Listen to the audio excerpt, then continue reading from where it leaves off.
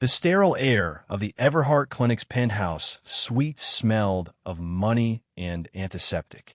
It was a place where billionaires came to bargain with mortality, a gleaming white fortress against the inevitable. Here, hope was sold by the hour, and desperation was a quiet, well-dressed affair. Richard Thompson was not quiet. He paced the marble floor like a caged wolf, his $1,000 shoes making sharp, angry clicks that echoed the frantic rhythm of his heart. He was a man accustomed to bending the world to his will, a titan of industry whose name was a verb for hostile takeovers. But the enemy in the next room, the one silently stealing his son, did not respond to threats or buyouts. His son, Leo, had been given 3 days. 3 days. The word from Dr. Evans had been a death sentence wrapped in sympathetic jargon. A rare, aggressive neurodegenerative disorder. Untreatable. Unstoppable.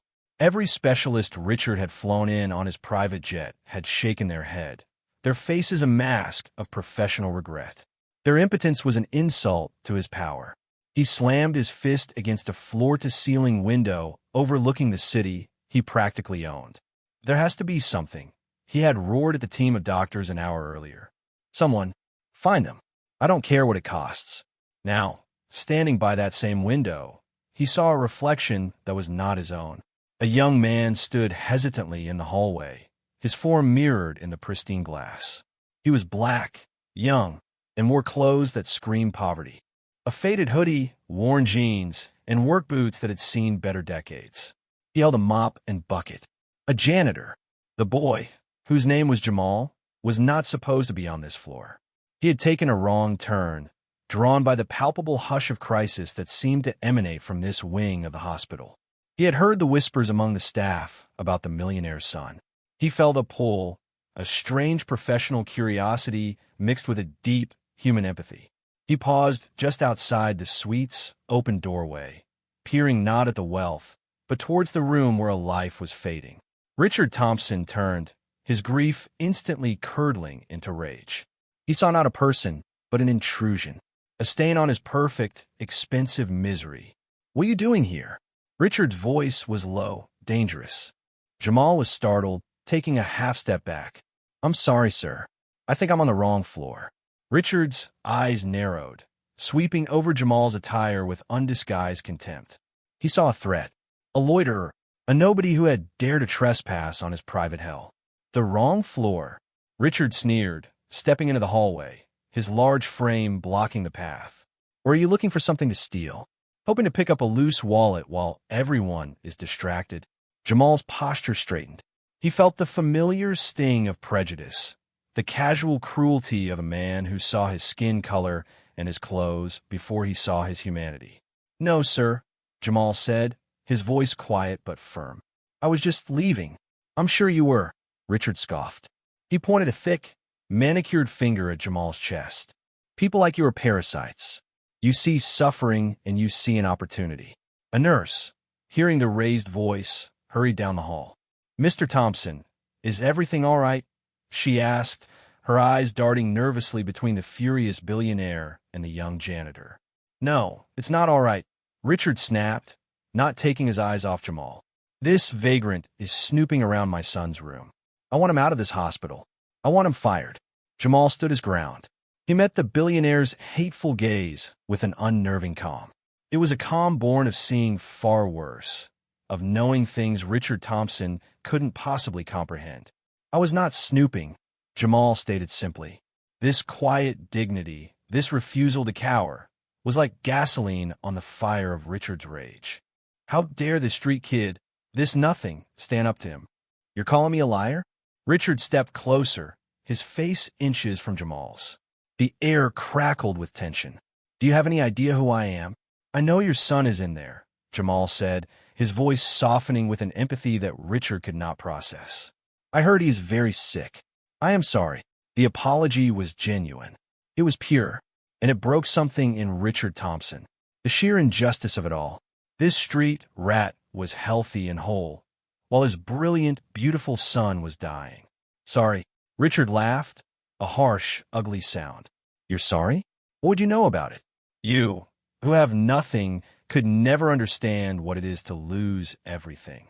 The onlookers, a small crowd of nurses and a security guard, watched in silent discomfort. They were all employees. Richard Thompson was a major donor to this hospital. No one was going to intervene. Jamal's eyes flickered for a moment to the closed door of Leo's room. He could feel the failing life force within, a fragile energy signature he had been trained to recognize since he was a boy. He had felt it from down the hall. It was why he had stopped. He knew what the doctors did not. He knew why they were failing. "Perhaps your doctors are looking in the wrong place," Jamal said, the words leaving his mouth before he could stop them. It was a mistake. He knew it was a mistake. Richard's face went from red to a blotchy, furious purple. The absolute, monumental audacity of this janitor. "What did you say?" he whispered, his voice shaking with fury. The crowd gasped. The nurse took an involuntary step back. Jamal held his gaze. He could not take the words back now. "I said, perhaps they are looking in the wrong place." Richard stared, speechless for a moment, then erupted in a bellow of derisive laughter. "Oh, this is rich. The janitor is going to give us a medical consultation," he shouted, turning to the small audience. "Should we listen to him, everyone? Does the man who mops the floors have the cure that has eluded the world's top neuroscientists?" He turned back to Jamal, his eyes gleaming with a cruel, desperate idea. An idea born of grief, arrogance, and a deep-seated need to utterly humiliate the boy who stood before him. He would make an example of him. He would crush him. "All right then, genius," Richard said, his voice dripping with venom. "You think you're so smart. You think you know something they don't." He jabbed his finger toward his son's room. "I'll make you a deal. A public wager." The air grew heavy. This was no longer just a confrontation. It was becoming a spectacle. "You go in there," Richard declared, his voice booming down the silent corridor. "You work your miracle, you save my son." He paused for dramatic effect, a smirk playing on his lips. "If you fail, if he is not measurably and miraculously better by sunrise, I will personally see to it that you are charged with practicing medicine without a license. With assault. I will spend millions on the best lawyers to ensure you rot in a prison cell for the rest of your miserable life." A collective intake of breath came from the onlookers. The stakes were monstrous. But Richard continued, raising his hands in a gesture of mock generosity. "If you succeed, if my son lives because of you, I will give you everything I have." He laughed again. "My company, my houses, my stocks, every last penny. It's all yours." It was the ultimate act of arrogant dismissal, a challenge so absurd it could not be taken seriously. It was designed to expose Jamal as a fraud, to force him to back down in shame. Richard leaned in, his voice a triumphant whisper. "So what's it going to be, boy? Are you a healer, or are you just trash with a big mouth?" The hallway was utterly silent. Every eye was on Jamal. They expected him to stammer, to apologize, to run. Jamal's mind was a whirlwind. He had not wanted this. He had left that world behind, the world of high-stakes medicine, of life and death under a microscope. He had sought quiet, anonymity, but he looked past Richard Thompson's hateful face at the door to Leo's room. He could feel the boy's life, a flickering candle flame about to be extinguished by a storm. He had the knowledge. He had the ability. Could he walk away? Could he let a child die because of one man's bigotry? No. He could not. Jamal looked Richard Thompson directly in the eye. The unnerving calm returned, settling over him like a cloak. He spoke two words that sealed his fate and Richard Thompson's. "I accept." A shockwave of disbelief rolled through the hallway. Richard's smirk faltered. He had not expected this. This was not part of the script. Jamal added one more condition, his voice as steady as a surgeon's hand. "But I want it in writing. And I want your head of security and your lead doctor to witness it." The boy was not backing down. He was calling the billionaire's bluff. Richard Thompson, trapped by his own public declaration and his monumental ego, could not refuse. A tremor of fear, small but cold, touched his heart for the very first time. As the security chief hastily scribbled the terms on a hospital form, Jamal closed his eyes. His mind traveled back in time, away from the sterile white corridor to a small, cluttered clinic in Ibadan, Nigeria. The air there had smelled of dried herbs, antiseptic, and hot, dusty earth. He had been a boy of 10, watching his grandfather, Dr. Adebayo, work. His grandfather had not been just a doctor. He was a griot of the human body, a storyteller who could read the tales of sickness written in the blood, the skin, the spirit. He had held 2 degrees, one from Oxford and one from the earth itself. The Western doctors are brilliant, Jamal, his grandfather had told him, his voice a low, gentle rumble. They can mend the engine of car, but they do not always listen to the driver. Jamal had spent his youth learning to listen. He learned to identify the subtle dissonances in a person's energy. He learned the ancient recipes for poultices that could draw out toxins modern science could not even name. He learned to read a patient's story not from a chart, but from their eyes, their posture, the very air around them. When his grandfather passed, he had left Jamal his journals, filled with a lifetime of knowledge that blended ancient African healing with cutting-edge medical theory. Jamal had honored his grandfather's memory by excelling in the Western world. He earned a full scholarship to Johns Hopkins at 16. By 19, he had co-authored a groundbreaking paper on reversing the effects of certain neurotoxins, a paper that became known as the Adebayo Protocol. He was a prodigy, a star, but the world he entered was not the one he had dreamed of. It was a world of patents, of profit margins, of patients reduced to billing codes. He saw revolutionary treatments shelved because they were not profitable enough. He saw hospital administrators choosing new marble for the lobby over life-saving equipment for the emergency room. The final straw had been a young girl, dying from the same kind of rare ailment as Leo Thompson. Jamal had known the cure. It was an obscure, unpatentable combination of common compounds, a recipe from his grandfather's journal. The hospital board refused. It was too experimental, too risky for their liability insurance. It was not an FDA-approved protocol. The girl died. Disgusted and heartbroken, Jamal had walked away from it all. He dropped out of his residency, changed his name, and vanished. He took a job as a janitor, seeking simplicity, seeking a way to help people without the crushing weight of the system. He would offer advice in shelters, treat minor ailments in soup kitchens, listening to the drivers nobody else would. He was hiding in plain sight, a ghost in the machine he had once sought to master. Until now. Now, the ghost was about to come back to life. Jamal opened his eyes. The contract was signed. The witnesses had affixed their signatures. It was a crude document, but it was legally binding. Dr. Evans, the lead physician, looked at Jamal with a mixture of pity and contempt. "This is insane. You're going to kill that boy." Jamal ignored him. He handed the mop and bucket to the stunned nurse. He walked towards Leo's room. As his hand touched the door, he said one last thing to Richard Thompson, his voice resonating with an authority that chilled the billionaire to the bone. "Pray, not for your son, but for yourself." Then he entered the room, and the door clicked shut behind him. The room was a symphony of quiet, desperate beeping. Leo Thompson lay in the center of it all, a small, pale figure lost in a sea of white sheets and tangled wires. His breathing was shallow, aided by a ventilator. His skin was clammy, and a monitor above his head showed a flatlining of neural activity. He was, for all intents and purposes, already gone. The team of doctors and nurses, ordered by a furious and trapped Richard Thompson to observe, stood clustered near the door, their arms crossed, faces set in grim disapproval. They were here to watch a charlatan fail.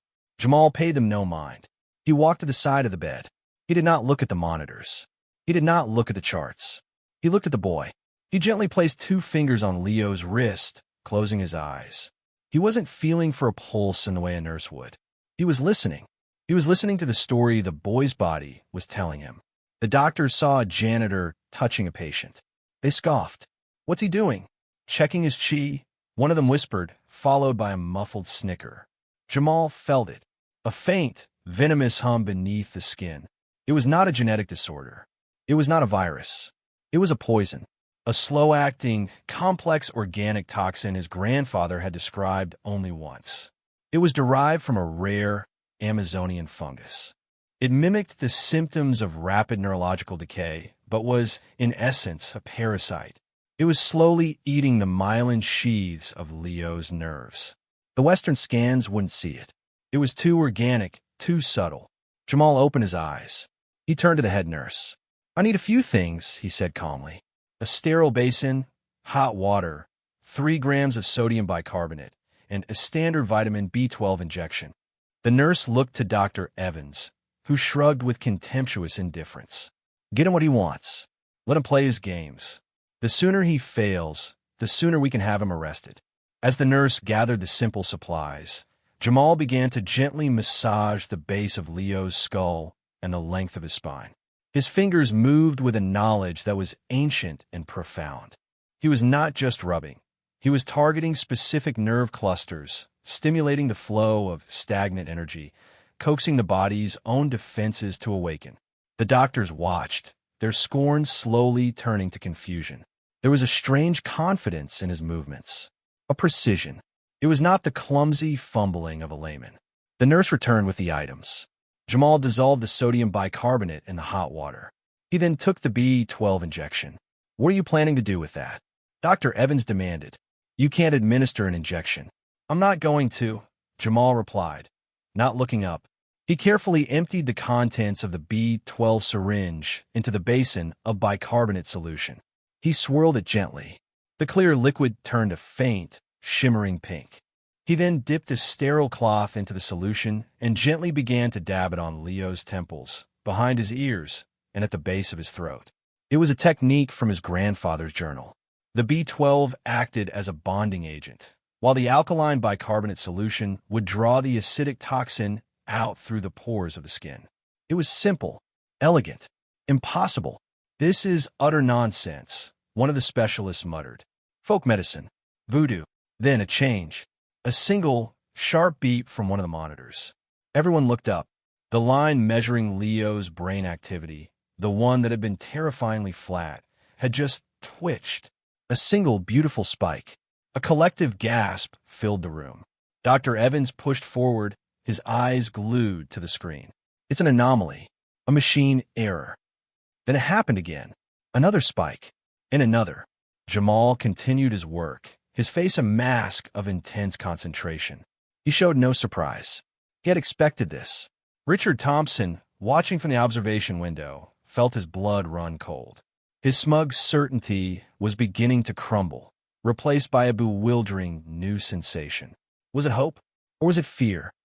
On the skin of Leo's temples, where Jamal was dabbing the cloth, a dark, oily residue began to appear like black sweat. The nurses stared, horrified and fascinated. "What is that?" one whispered. "The poison," Jamal said without looking up. The beeps from the machines began to change their rhythm. The slow, funereal dirge of the heart monitor was picking up pace, becoming stronger, more regular. The shallow hiss of the ventilator was met with a new, stronger resistance. Leo's chest rose and fell with more force.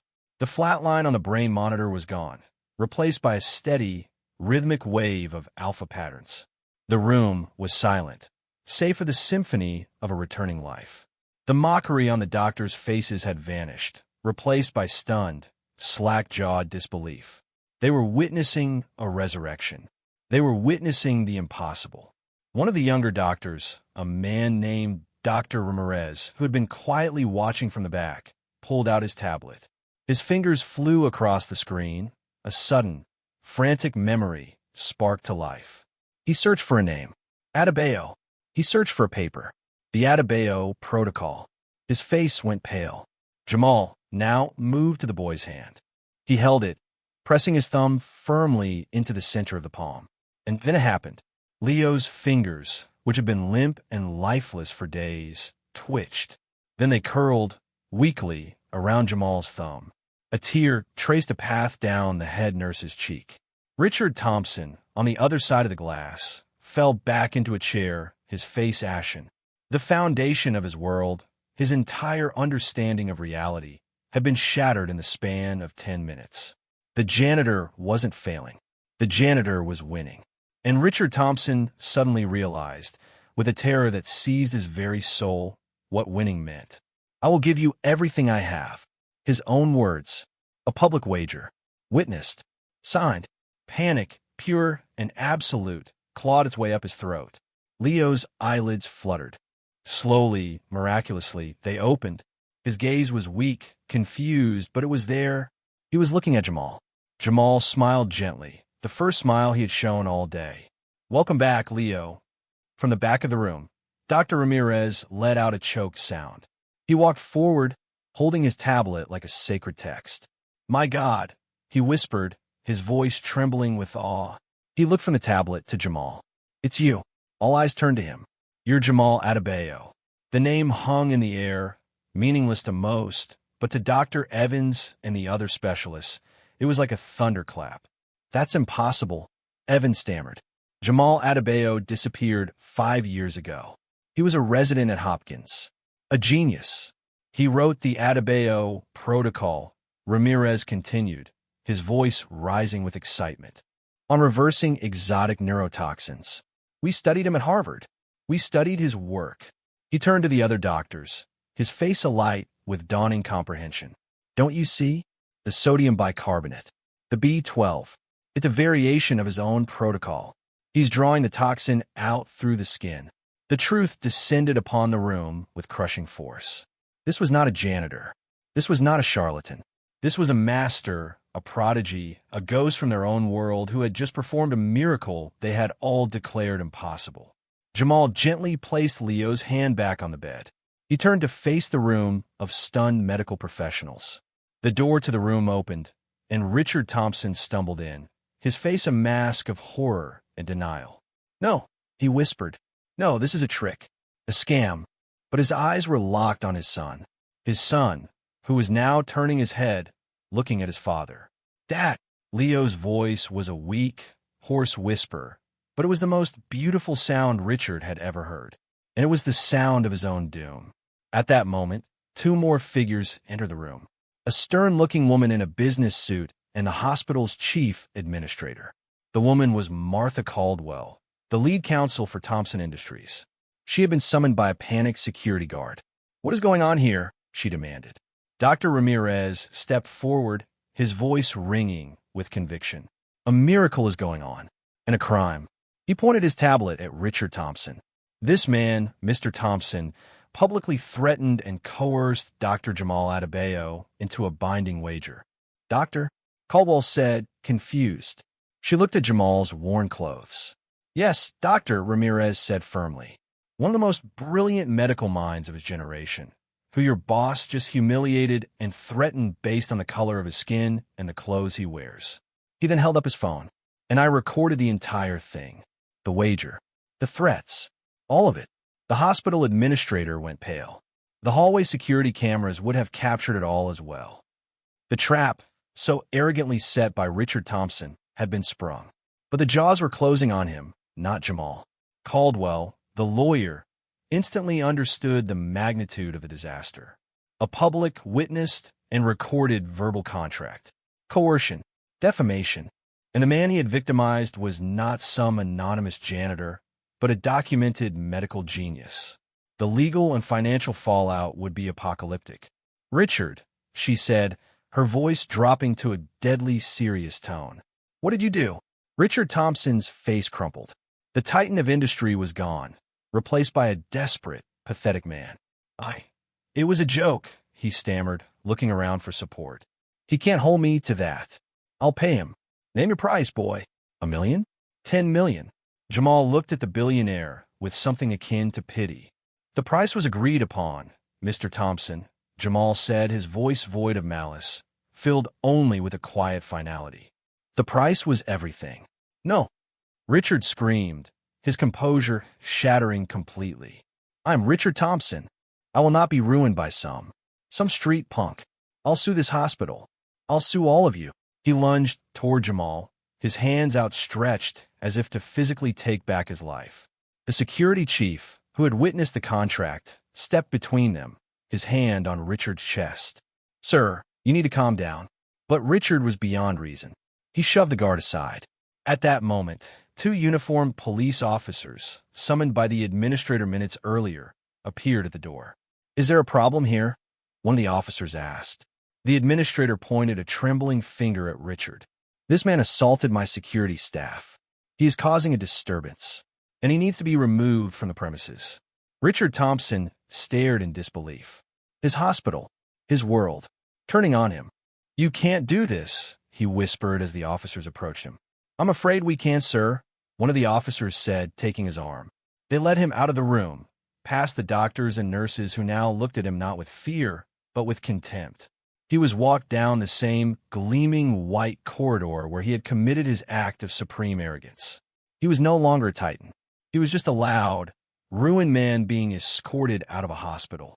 As he was taken away, his last sight was of Jamal Adebayo, standing beside his son's bed, holding the boy's hand.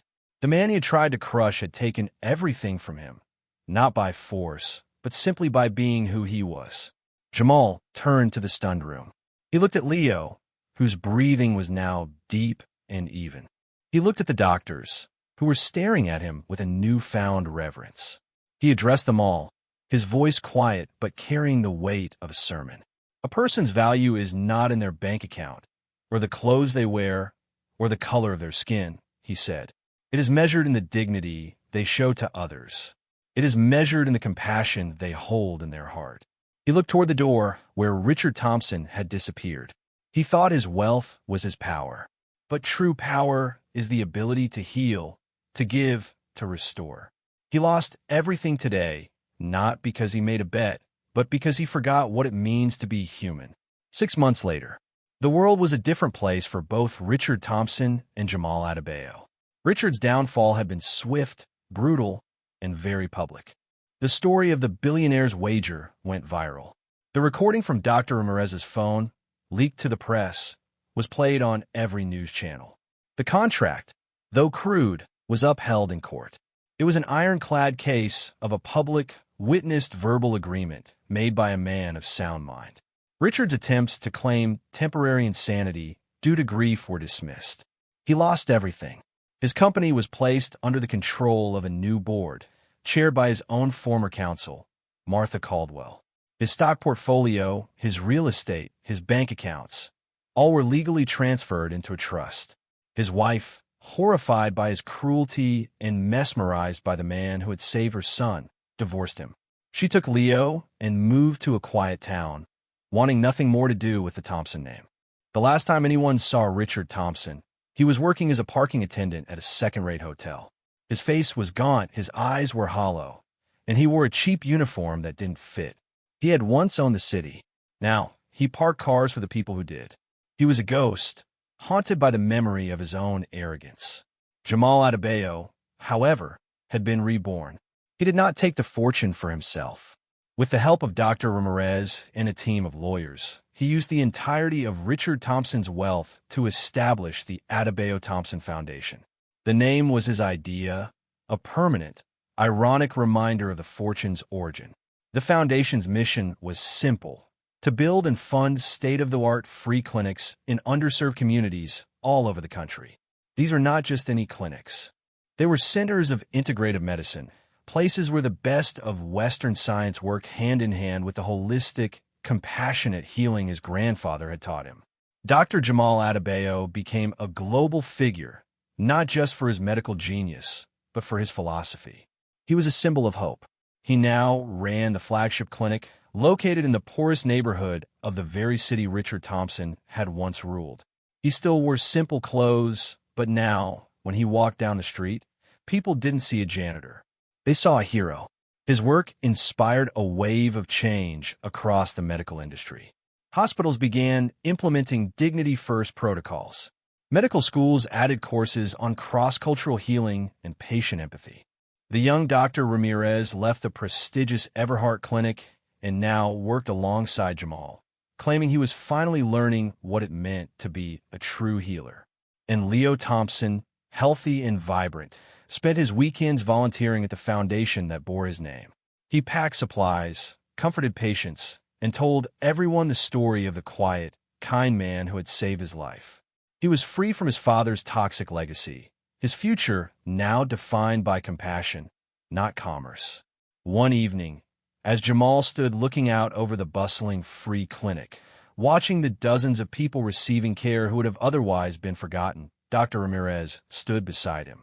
"You know," Ramirez said, You could have kept the money, lived on island. You earned it. Jamal smiled, a gentle, knowing smile. Richard Thompson had all the money in the world, and all it brought him was misery, he replied. True wealth isn't something you can keep. It's something you give away. The story of Jamal Adebayo and Richard Thompson became a modern parable, a lesson whispered in boardrooms and taught in classrooms.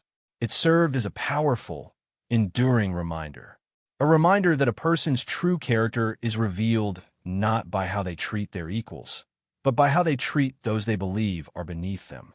And that judging another by the cover of their skin, the status of their job, or the contents of their wallet is the surest path to one's own spiritual and material ruin.